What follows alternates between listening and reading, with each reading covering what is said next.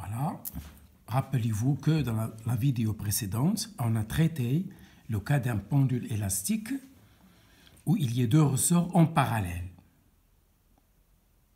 Aujourd'hui, on va s'intéresser à l'étude du même pendule, sauf que les deux ressorts sont en série, comme l'indique la figure.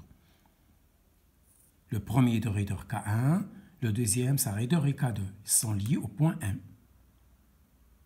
Ça y est, voilà, c'est le plan horizontal sur lequel se pose la masse M. Voilà l'axe de projection. O, c'est la position de l'équilibre de la masse M à un instant T en la longe de X. Ça, c'est la longueur initiale du ressort 2 et cette longueur L01, c'est celle du ressort 1. O, c'est l'équilibre. Première question. En appliquant la relation fondamentale de la dynamique à la masse M, écrire l'équation vectorielle, c'est-à-dire appliquer la FD à M. Ça y est, c'est une relation vectorielle dans le cas le plus général. Ensuite, on va la projeter et répondre aux questions qui vont venir par la suite. Deuxième question. Déduire de la première question l'équation différentielle du mouvement, bien sûr. Troisième question. On suppose à présent l'existence de forces de frottement que je matérialise par petit f, que je modélise par petit f égale moins lambda v. V, c'est la vitesse. Lambda est une constante de proportionnalité qui dépend de la forme, de la nature du contact entre la masse et le plan horizontal, etc. Plusieurs facteurs physiques qui interviennent. Lambda, c'est une constante positive. Ça y est. Écrire la nouvelle équation différentielle. Dans la question 1 et 2, il n'y avait pas de frottement. On néglige les frottements. Maintenant, les forces de frottement existent. Ils sont modélisés par petit f, également lambda v. Lambda est une constante positive. Donc, écrire l'équation différentielle. Quatrième question. Montrer que les solutions, ce dernier cas où il y a le frottement, les solutions ont la forme x égale une constante e moins alpha t, cos oméga t plus phi. Qu'est-ce que c'est qu'alpha? C'est le degré d'amortissement. Bien sûr, en posant k sur m égale oméga 0 carré, oméga 0 c'est la pulsation propre, et lambda sur m égale 2 alpha. Lambda, c'est une constante de proportionnalité entre la vitesse et la force de frottement. Alpha, c'est une nouvelle constante appelée le degré d'amortissement. Ça indique l'existence ou l'absence de frottement. C'est une constante positive. Cinquième question, donner l'allure, c'est-à-dire la forme, de la courbe représentative de ce régime. Bien sûr, il y a les frottements. Sixième question, et ça sera la dernière, et on va achever cette vidéo sous forme d'exercice. Démontrer que le décrément logarithmique est delta minuscule égale alpha t. T, c'est la pseudo-période. Ça y est. C'est presque les mêmes questions que dans la vidéo précédente où on a traité le ressort, le pendule élastique avec deux ressorts en parallèle. Maintenant, on va s'intéresser au cas où ils sont en série. Ça y est, on va passer aux éléments de réponse. Je vais toujours un petit schéma qui illustre la situation que je traite. Là. Voici la masse M. Elle est soumise directement à la tension F1 du ressort 1, à l'action du sol, R, et l'attraction de la Terre, P. Ça y est, elle est soumise donc à F1, R, P, trois forces. Voilà l'axe de projection. Ça y est. Donc j'écris la relation fondamentale de la dynamique, elle est vectorielle, ou bien la deuxième loi de Newton, c'est F1 plus P plus R égale MA. L'accélération. La masse fois A. Ou bien gamma. Ça dépend du prof. Il y en a qui notent gamma, l'accélération, ou bien petit a fléché. C'est une grandeur vectorielle. Ça y est. Or, P plus R, elle s'annule par projection sur X, sur l'axe horizontal, projection de R nul, parce qu'il n'y a pas de frottement. Projection de P, nul. Donc la somme est nulle, seul reste F1. Or, F1 par projection, c'est moins K1 X1. X1, c'est l'allongement du ressort F1, généré, engendré par la tension F1, est égal à 1 X secondes. L'accélération qui change à chaque instant. Donc voilà la première équation. Or, en M, c'est ça la RFD. Ça, c'est la projection. Donc, c'est l'équation différentielle. Or, en M, les deux forces, F1 et F2, elles ont la même norme. C'est le troisième principe de Newton. C'est le principe d'interaction. Donc, la force F2 et la force F1 ont la même direction, de sens opposé, mais de même intensité, de même module, de même norme. Donc, j'ai K2, X2, K1, X1. C'est l'équation 2. Il faut procéder de cette manière. Donc, voici la relation 1, c'est la RFD. La relation 2, c'est le troisième principe, le principe d'action de réaction. C'est le principe de réciprocité. Ça y est, on l'appelle troisième principe de Newton, ou bien troisième loi de Newton. Deuxième question. L'allongement total est la somme. L'allongement du ressort, il est engendré par le ressort K1 qui engendre X1 et le ressort K2 qui engendre X2. Donc, l'allongement total, c'est la somme. C'est l'équation 3. Donc, je suis en présence de trois équations. Toutes les réponses de toutes les questions se trouvent ici, dans ce système à trois équations. Ça y est. Donc, dans l'équation différentielle 1, je vais me débarrasser de X1. Je vais l'écrire seulement en fonction de X, parce que X est général, l'allongement total. Donc, je dois me débarrasser de X1.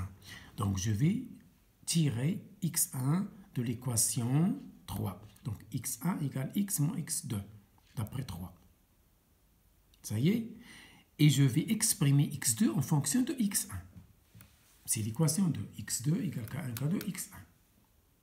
Ça y est. Voilà, je remplace. Voilà. Je remplace et j'obtiens X1 facteur de 1 plus K1, K2 égale X. Et je tire le X1. Donc, mon but, je l'ai dit tout à l'heure, je veux me débarrasser de X1 dans l'équation différentielle 1. Le voilà trouvé. X1 égale X sur ceci. Et je vais porter cette quantité dans l'équation 1, remplaçant dans 1. Ça y est, je ne calcule pas comme ça au hasard, en tâtonnant. J'ai un but. Je veux me débarrasser de X1 dans l'équation 1. Il faut passer par ces étapes. Il faut utiliser l'équation 2 et 3. Voilà, j'ai abouti à ceci. Je remplace et voilà mon équation différentielle demandée. Elle a la forme x secondes plus quelque chose x égale à 0. Donc c'est une équation différentielle du second ordre sans second membre, puisque j'ai un oscillateur libre, il n'est pas forcé. On a déjà étudié ça dans des vidéos précédentes. Troisième question. L'équation différentielle en posant bien sûr. Voilà. Ici, il y a frottement. Donc, dans la RFD, je vais ajouter la fonction, la force petit f, qui est également lambda, x point. X point, ça veut dire la vitesse. Et j'obtiens cette équation. Remarquez une chose. S'il n'y a pas de frottement, voilà, ce terme saute. Je trouve la première équation. Lorsqu'il y a le frottement, la dérivée première intervient de l'équation différentielle. Retenez ça par cœur. Chaque fois qu'il y a frottement, la dérivée première figure dans l'équation différentielle. Sans frottement, il n'y a pas de dérivée première, c'est-à-dire il n'y a pas de vitesse. Avec le frottement, si, il y en a. Là, je cherche le discriminant delta prime, puisque ça c'est un nombre pair, ce n'est pas la peine de chercher delta. Vous pouvez utiliser delta et simplifier par 2. Je préfère utiliser delta prime, c'est alpha carré moins oméga carré. Il est négatif puisqu'il y a oscillation, donc il est négatif. Et on va démontrer tout à l'heure, on a déjà démontré dans les vidéos précédentes, que la solution d'une telle équation différentielle, lorsque delta est négatif, elle a cette forme sinusoïdale avec ce terme exponentiel qui amortit le mouvement. Donc, c'est parce qu'il y a frottement qu'il y a un exponentiel ici, E moins alpha t. Voilà la solution d'une telle situation. Je rappelle que oméga, c'est racine de oméga 0 carré moins alpha carré. Ça s'appelle la pseudo-pulsation. Elle est en radians par seconde. Ça, c'est dans le cours. Jetez un coup d'œil et vous allez mémoriser ceci. Là, et je passe à la suite. Suite de l'exercice 2, je suis aux 4e question.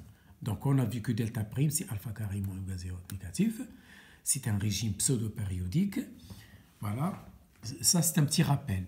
Donc, chaque fois que vous avez un delta négatif, donc il s'agit d'un régime pseudo-périodique, bien sûr, parce qu'ici, on a les frottements. Et voilà la solution générale. Donc, dans le cas le plus général, que delta soit positif ou négatif ou nul.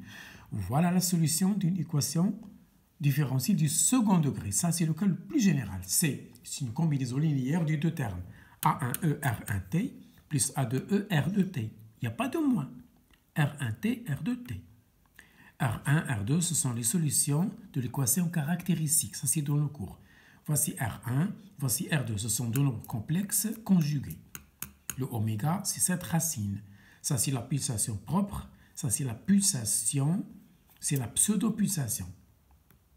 Ça y est, je remplace ici et j'obtiens cette équation. Que je simplifie, je trouve ceci en utilisant les relations de l'air. Voilà, ça c'est les maths. Cette équation se simplifie et les deux constantes A1 et A2 peuvent être remplacées par une nouvelle constante C. Remarquez une chose, ici j'ai deux constantes à déterminer, A1 et A2. De même, le cas général, A1 et A2. Et dans l'équation, ce qu'il faut retenir, c'est ça. Chaque fois que vous avez un delta négatif, voici la solution. Il y a deux constantes à déterminer. Pas A1, pas A2, mais C et phi. C et phi. Parce qu'oméga est donné. C et phi. Donc voilà ce qu'il faut retenir dans le cas plus général avec frottement. Voici la solution de l'équation différentielle. Sans frottement, il faut enlever l'exponentielle. 5e question, l'allure. Voilà. Donc si on essaie de représenter la solution avec l'exponentielle e moins alpha t, c'est une fonction sinusoïdale qui s'amortit. Regardez, elle s'amortit, elle part d'un maximum, et puis l'énergie se dissipe en effectuant des allers-retours. Regardez le sommet, l'amplitude, elle chute. Et les sommets, ils appartiennent à une courbe exponentielle, c'est c e moins alpha t. Les sommets du bas, c'est moins c e t. Donc, cette courbe asymptote, c'est moins c e moins alpha t. Et la courbe asymptote des sommets du haut, c'est c e moins alpha t. Donc, voilà ce que l'on vous demande, c'est seulement cette sinusoïde à amortir. Moi, j'ai ajouté ceci. La pseudo-période, c'est 2pi sur oméga. Et oméga, c'est racine oméga 0 carré moins alpha au carré. C'est ça l'allure. 6e question. Par définition, le décrément logarithmique, on ne peut parler du décrément que lorsqu'il y a frottement. Pas de décrément s'il n'y a pas frottement. Delta égale ln xt, x à l'instant t plus t. Voilà la solution à l'instant t. Voilà la solution à l'instant t translatée d'une période. Ce cos est égal à celui-là parce que le cos est une fonction périodique de période t. Donc le oméga t n'a aucune influence. Donc cette quantité, c'est la même que celle-là.